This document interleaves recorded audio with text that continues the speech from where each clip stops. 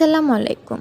১৩ই November বুধবার বোচাগঞ্জ উপজেলার সকল দপ্তরের কর্মকর্তা কর্মচারী, গণ্যমান্য ব্যক্তি, শিক্ষা প্রতিষ্ঠান প্রধান, ছাত্র প্রতিনিধি এবং সাংবাদিকবৃন্দদের সহিত উপজেলা মিলনায়তনে সম্মানিত নবাগত উপজেলা নির্বাহী অফিসার মোহাম্মদ মারুফ হাসান এর মতবিনিময় সভা অনুষ্ঠিত হয়েছে।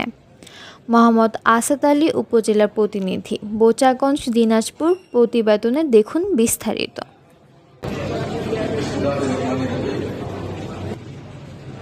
ছাত্র প্রতিনিধি অনুষ্ঠানের সভাপতিত্ব করবেন উপজেলা নির্বাহী অফিসার।